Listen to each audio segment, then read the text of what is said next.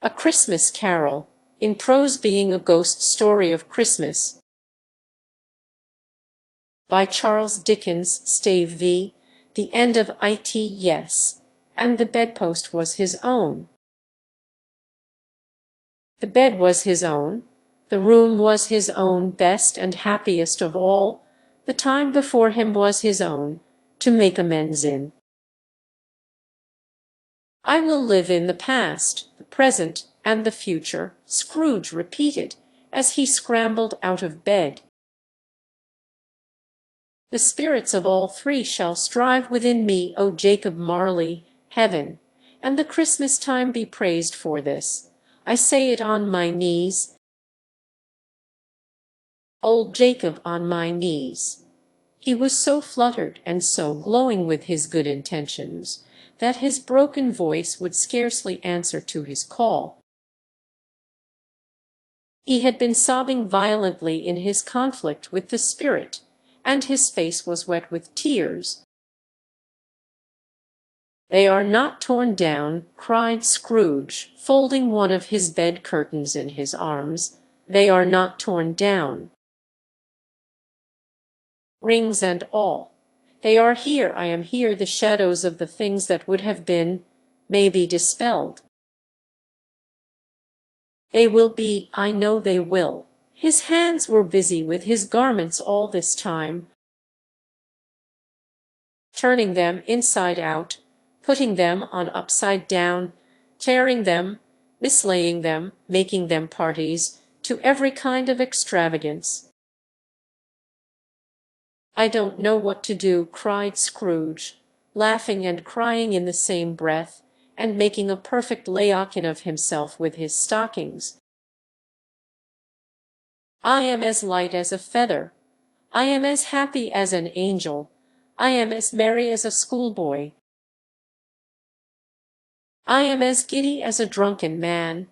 A Merry Christmas to everybody. A Happy New Year to all the world. Hallo here, whoop, hallo." He had frisked into the sitting-room, and was now standing there, perfectly winded. "There's the saucepan that the gruel was in," cried Scrooge, starting off again, and going round the fireplace. "There's the door by which the ghost of Jacob Marley entered. There's the corner where the ghost of Christmas Present sat. There's the window where I saw the wandering spirits. It's all right, it's all true, it all happened. Ha ha ha." Really, for a man who had been out of practice for so many years, it was a splendid laugh, a most illustrious laugh. The father of a long, long line of brilliant laughs. "I don't know what day of the month it is," said Scrooge. "I don't know how long I've been among the spirits.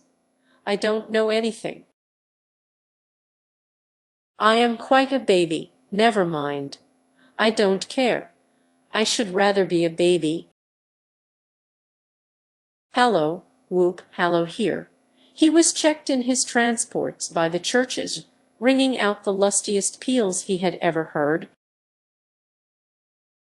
Clash, clang, hammer, ding, dong, bell, bell, dong, ding, hammer, clang, clash. Oh, glorious, glorious! Running to the window, he opened it, and put out his head. No fog, no mist, clear, bright, jovial, stirring, cold, cold, piping for the blood to dance to.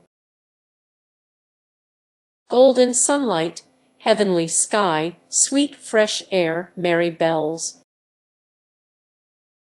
Oh, glorious, glorious! "What's to-day?" cried Scrooge, calling downward to a boy in Sunday clothes, who perhaps had loitered in to look about him. Returned the boy, with all his might of wonder. "What's to-day, my fine fellow?" said Scrooge.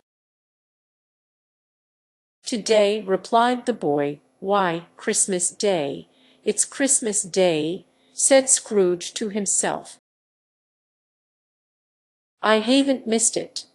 The spirits have done it all in one night. They can do anything they like. Of course they can. Of course they can. Hallo, my fine fellow. Hallo, returned the boy. Do you know the poulterers in the next street but one? At the corner, Scrooge inquired. I should hope I did, replied the lad. An intelligent boy, said Scrooge. A remarkable boy. Do you know whether they've sold the prize turkey that was hanging up there? Not the little prize turkey, the big one. What, the one as big as me, returned the boy. What a delightful boy, said Scrooge. It's a pleasure to talk to him. Yes, my buck. It's hanging there now, replied the boy. Is it? Said Scrooge. Go and buy it, Walker, exclaimed the boy. No, no, said Scrooge. I am in earnest. Go and buy it, and tell him to bring it here, that I may give them the direction where to take it. Come back with the man, and I will give you a shilling. Come back with him in less than 5 minutes, and I will give you half a crown. The boy was off like a shot. He must have had a steady hand at a trigger who could have got a shot off half so fast. I will send it to Bob Cratchit's, whispered Scrooge, rubbing his hands, and splitting with a laugh. He shan't know who sends it. It's twice the size of Tiny Tim. Joe Miller never made such a joke as sending it to Bob's will be. The hand in which he wrote the address was not a steady one, but write it he did, somehow, and went downstairs to open the street door. Ready for the coming of the poulterer's man. As he stood there, waiting his arrival, the knocker caught his eye.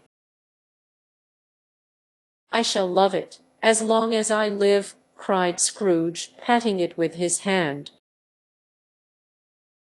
I scarcely ever looked at it before. What an honest expression it has in its face! It's a wonderful knocker. Here's the turkey. Hallo, whoop! How are you? Merry Christmas! It was a turkey. He never could have stood upon his legs, that bird. He would have snapped him short off in a minute, like sticks of sealing wax. Why, it's impossible to carry that to Camden Town, said Scrooge. You must have a cab. The chuckle with which he said this, and the chuckle with which he paid for the turkey, and the chuckle with which he paid for the cab, and the chuckle with which he recompensed the boy, were only to be exceeded by the chuckle with which he sat down breathless in his chair again, and chuckled till he cried. Shaving was not an easy task, for his hand continued to shake very much, and shaving requires attention, even when you don't dance while you are at it. But if he had cut the end of his nose off, he would have put a piece of sticking plaister over it, and been quite satisfied. He dressed himself all in his best, and at last got out into the streets.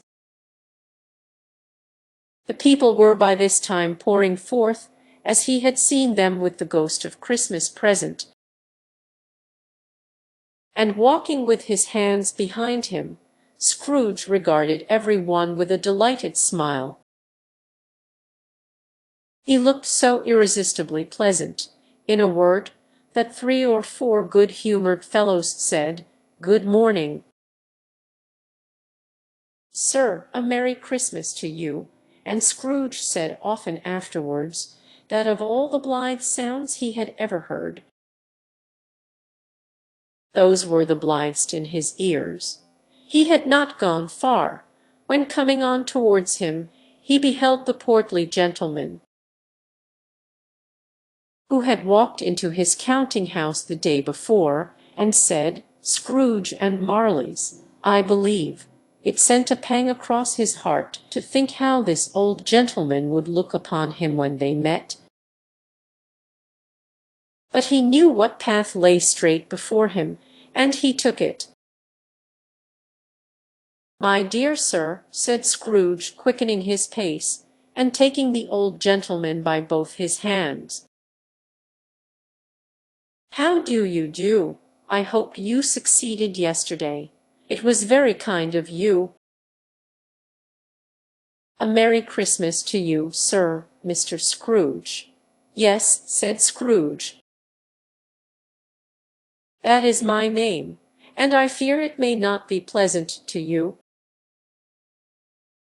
Allow me to ask your pardon, and will you have the goodness," here Scrooge whispered in his ear.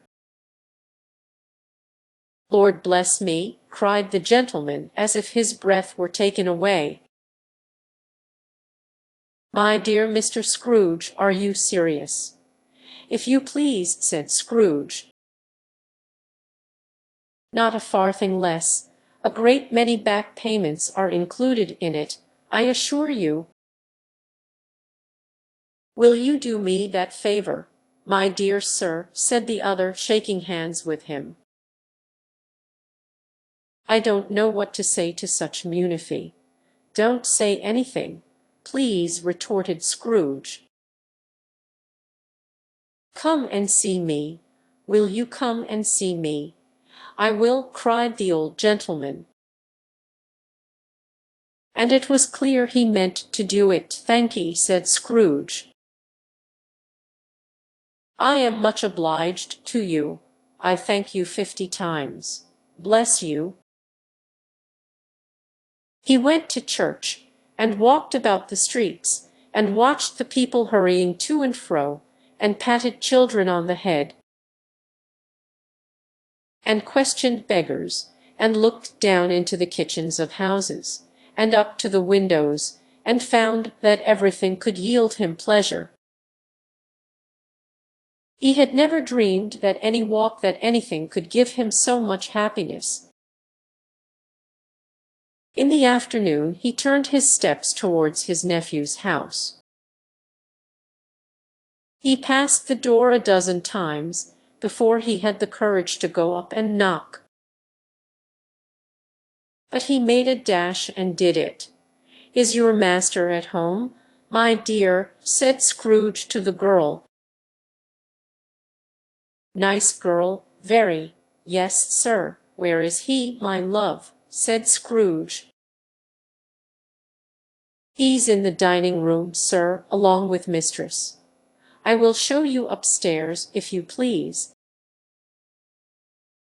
"Thank'ee, he knows me," said Scrooge, with his hand already on the dining-room lock. "I will go in here, my dear." He turned it gently and sidled his face in, round the door. They were looking at the table, which was spread out in great array, for these young housekeepers are always nervous on such points, and like to see that everything is right. "Fred," said Scrooge. Dear heart alive, how his niece by marriage started! Scrooge had forgotten for the moment about her sitting in the corner with the footstool.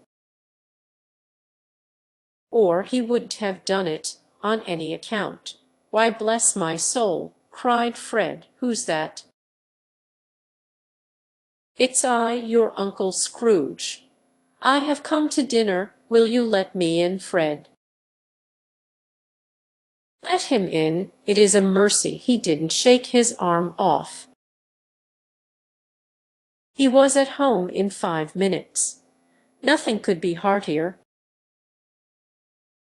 His niece looked just the same, so did Topper when he came. So did the plump sister when she came. So did everyone when they came. Wonderful party, wonderful games, wonderful unanimity, wonderful happiness. But he was early at the office next morning. Oh, he was early there. If he could only be there first, and catch Bob Cratchit coming late, that was the thing he had set his heart upon. And he did it, yes, he did. The clock struck 9. No Bob. A quarter past. No Bob. He was full 18 minutes and a half behind his time. Scrooge sat with his door wide open, that he might see him come into the tank. His hat was off. Before he opened the door, his comforter too. He was on his stool in a jiffy, driving away with his pen, as if he were trying to overtake 9 o'clock. "Hallo," growled Scrooge, in his accustomed voice as near as he could feign it. "What do you mean by coming here at this time of day?" "I am very sorry, sir," said Bob. "I am behind my time." "You are," repeated Scrooge. "Yes, I think you are. Step this way, sir, if you please." "It's only once a year, sir," pleaded Bob, appearing from the tank. "It shall not be repeated. I was making rather merry yesterday, sir." "Now, I will tell you what, my friend," said Scrooge. "I am not going to stand this sort of thing any longer." And therefore, he continued, leaping from his stool, and giving Bob such a dig in the waistcoat, that he staggered back into the tank again. "And therefore I am about to raise your salary." Bob trembled, and got a little nearer to the ruler. He had a momentary idea of knocking Scrooge down with it, holding him, and calling to the people in the court for help and a strait waistcoat. "A Merry Christmas, Bob," said Scrooge with an earnestness that could not be mistaken, as he clapped him on the back. "A merrier Christmas, Bob, my good fellow, than I have given you for many a year. I will raise your salary, and endeavor to assist your struggling family, and we will discuss your affairs this very afternoon, over a Christmas bowl of smoking bishop. Bob, make up the fires, and buy another coal scuttle before you dot another I, Bob Cratchit." Scrooge was better than his word. He did it all and infinitely more, and to Tiny Tim, who did not die, he was a second father. He became as good a friend, as good a master, and as good a man as the good old city knew, or any other good old city, town, or borough in the good old world. Some people laughed to see the alteration in him, but he let them laugh, and little heeded them, for he was wise enough to know that nothing ever happened on this globe for good, at which some people did not have their fill of laughter in the outset. And knowing that such as these would be blind anyway, he thought it quite as well that they should wrinkle up their eyes in grins, as have the malady in less attractive forms. His own heart laughed, and that was quite enough for him. He had no further intercourse with spirits, but lived upon the total abstinence principle ever afterwards. And it was always said of him that he knew how to keep Christmas well, if any man alive possessed the knowledge. May that be truly said of us, and all of us, and so, as Tiny Tim observed, God bless us, every one.